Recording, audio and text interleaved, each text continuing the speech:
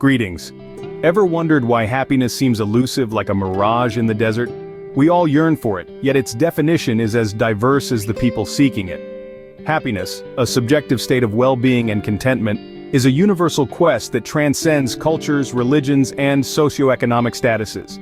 Yet, it's not a one-size-fits-all concept. What brings joy to one person may not necessarily bring the same joy to another.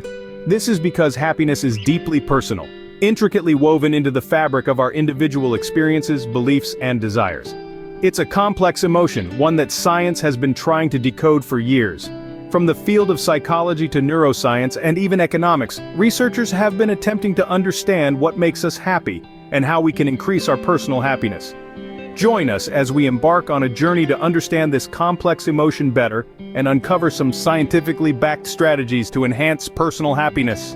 What exactly is happiness, you might ask? It's a subjective state of well-being and contentment. It's not just about the highs, but also the lows and how we perceive our lives.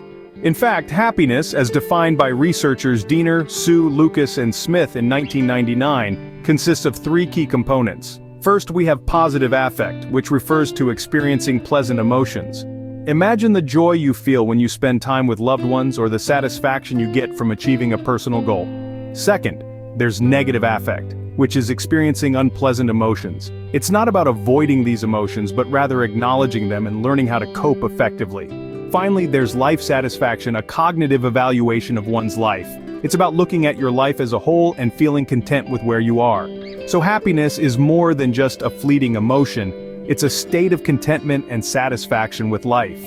Did you know that your brain chemistry can influence your mood and emotions? It's true. Our brain is a complex organ, and it's teeming with various neurotransmitters and hormones that play critical roles in mood regulation. For example, you've probably heard of dopamine, serotonin, and oxytocin. These are all chemicals that our brain produces, and they significantly influence our feelings of happiness and well-being. Consider antidepressants, for example. These medications often target these very chemicals in our brains to treat mood disorders. And while it's fascinating to understand how these biological factors contribute to our mood, it's important to remember one thing. They aren't the only factors at play. Our actions, our thoughts, and our environment also play a crucial role in our happiness. So while our biology can certainly influence our mood, it's not the sole determinant of our happiness. It's a piece of the puzzle, but there's much more to the story of happiness. Want to boost your happiness levels? Here are some scientifically proven strategies. First, let's talk about relationships. Strong, positive relationships are the biggest predictors of happiness, according to the Harvard study of adult development. This extensive study has found that close relationships are more predictive of long and happy lives than social class, IQ, or even genes. So make time for your loved ones, nurture your friendships, and build strong connections. Next up, gratitude. It's simple, but it's powerful. Studies have shown that expressing gratitude can significantly increase your happiness. A study demonstrated that participants who wrote about things they were grateful for reported higher levels of satisfaction and optimism. So, start a gratitude journal, or simply take a moment each day to reflect on the things you're thankful for. Physical activity is another key player in the happiness game. Regular exercise is a proven mood booster. It can alleviate symptoms of depression and anxiety, and even modest amounts of exercise can have a positive effect on your mood. So, whether it's a brisk walk around the block or a high-intensity workout, make sure to get moving. Last but not least, mindfulness and meditation. These practices have been shown to significantly impact mental well-being, reducing anxiety, depression, and pain. Try to incorporate mindfulness into your daily routine. Whether it's through formal meditation, mindful eating, or simply taking a moment to breathe and be present. Remember, these strategies are not quick fixes but require consistent effort and practice. But the science is clear. Positive relationships, gratitude, physical activity, and mindfulness are all powerful tools in your happiness toolkit. So why not give them a try? After all, the pursuit of happiness is a universal endeavor, and these strategies are all backed by scientific research.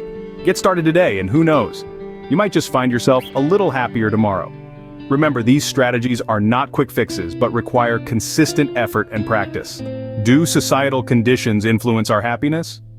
Let's delve into this question by turning to the World Happiness Report. This comprehensive study, published annually, measures subjective well-being across different nations.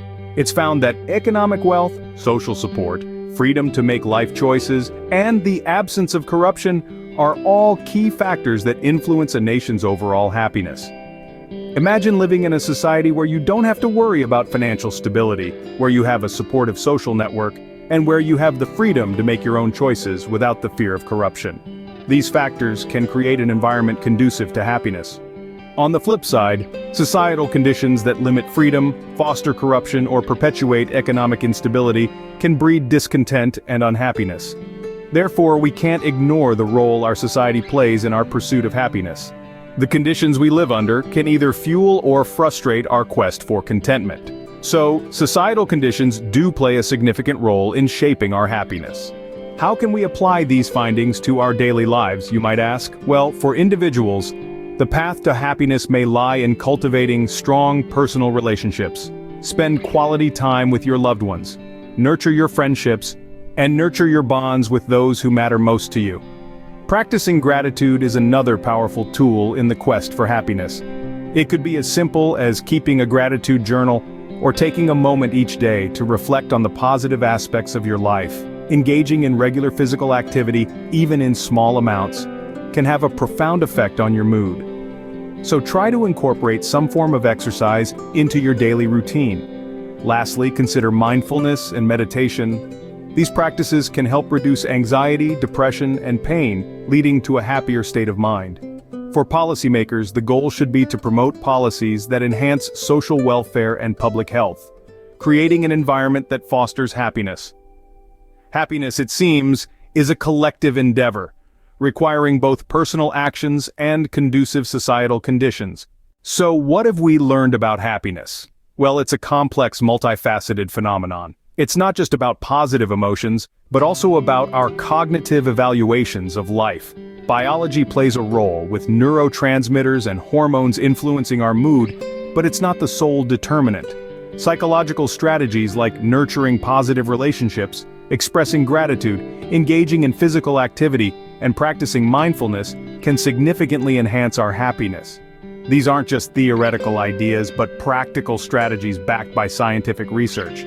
Societal conditions also matter. Factors like economic wealth, social support, freedom of choice, and corruption-free environments impact national happiness levels. It's a reminder that individual actions, while important, are intertwined with larger societal conditions. Practically speaking, we can apply these insights by actively fostering relationships, practicing gratitude, maintaining physical health, and cultivating mindfulness. Happiness, as we've seen, is not a destination but a journey, influenced by our actions, biology, and the society we live in. So, keep exploring, keep learning, and keep striving for your personal happiness. If you like this content, please do the thing often asked, like, subscribe, and please share. Thank you.